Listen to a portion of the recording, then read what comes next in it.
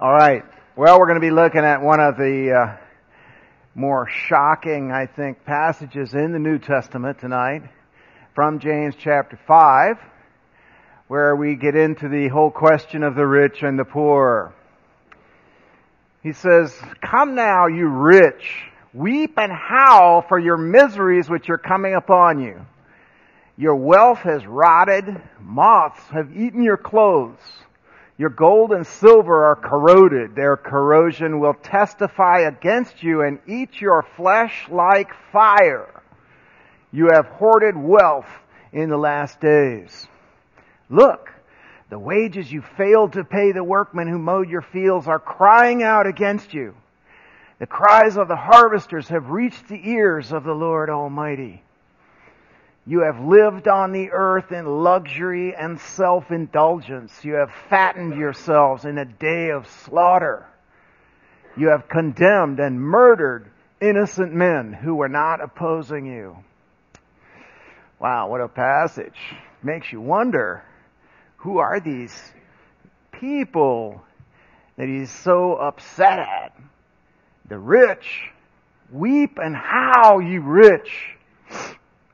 Are these a special class of rich people that he's speaking to who are guilty of the kind of things he's talking about? Well, probably yes, in their setting. Generally in this culture, people who were wealthy were the Romans and those who fraternized and collaborated with the Romans. For the most part, those were the people that had the money. It was an age where poverty ruled at a level that, we're completely unfamiliar with. And so there was an aspect of this that is specific to the situation. On the other hand, we also live in a world of great inequity. And everywhere throughout the Bible, the disparity between the rich and the poor is seen as a moral issue and something that cannot just be accepted as the status quo. Listen to some of the facts today about poverty in our world. About 25,000 people die every day of hunger and hunger-related causes, according to the United Nations. That's one person every 3.5 seconds. Unfortunately, it's children who die most often. The richest 2% of adult individuals own more than half of all global wealth, with the richest 1% alone accounting for 40% of global assets. That's just amazing. Yet, there's plenty of food in the world for everyone. The problem is that hungry people are trapped in severe poverty. They lack the money to buy enough food to nourish themselves. Being constantly malnourished, they become weaker and often sick. This makes them increasingly less able to work, which then makes them even poorer and hungrier. This downward spiral often continues until death for them and their families. The number of people who die as a direct result of malnutrition is equivalent to dropping a Hiroshima bomb every 3 days. Good Lord. Imagine that. People think back in history and think that was such an awful event to drop that bomb. We got one of those going off every 3 days in terms of the number of people dying from malnutrition in the world. This is in response. Some people say, well, the world's overpopulated, so this is all inevitable. And besides, it's important, people basically need to die off from hunger because there's just too many fish in the pond, and so you have a die-off. It's all a natural process. Not true, actually. Western Europe has an average population density of about 98 people per square kilometer. Africa as a whole has an average of only 18 people per square kilometer, yet Europeans are among the best fed people in the world, and Africa suffers the highest levels of malnutrition. It's not the overcrowding and that there's just too many people for the land to support. Hunger doesn't keep the population down at all.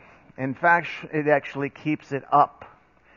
Africa has the world's fastest population growth rate, and yet this itself is an indication of prevailing poverty.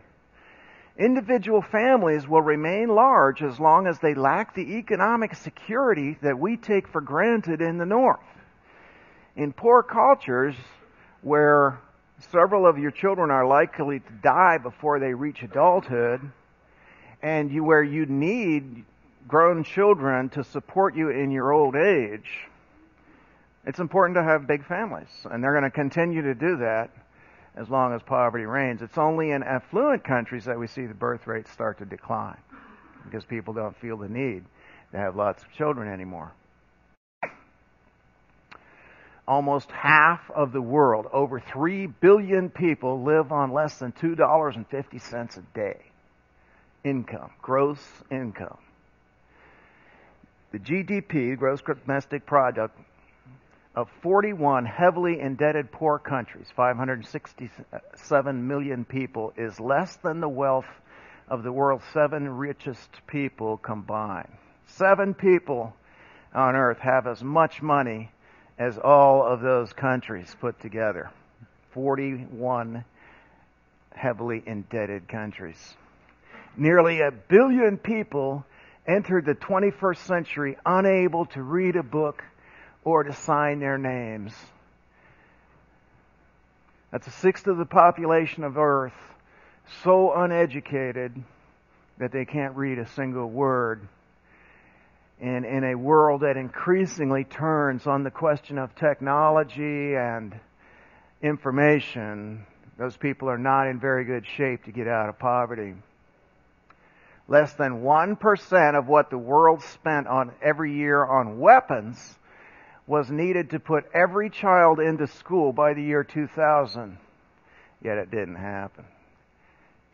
All we would have to do would be to shave the world's military budgets by 1%, and we would have enough money to put every child on earth in school. 1 billion children live in poverty, 1 in 2 children in the world. 640 million live without adequate shelter. 400 million have no access to safe water. 270 million have no access to health services. 10.6 million died in 2003 before they reached the age of 5, or roughly 29,000 children per day. That website, globalissues.org, very interesting website to study. So what we have in our world today is this contrast that is horrific. You have people living in luxury and splendor, in total comfort, eating, doing whatever they want to do. And then you have really the majority of the world living in incredible conditions of poverty. Even the poor in our country are nothing like the poor in the rest of the world.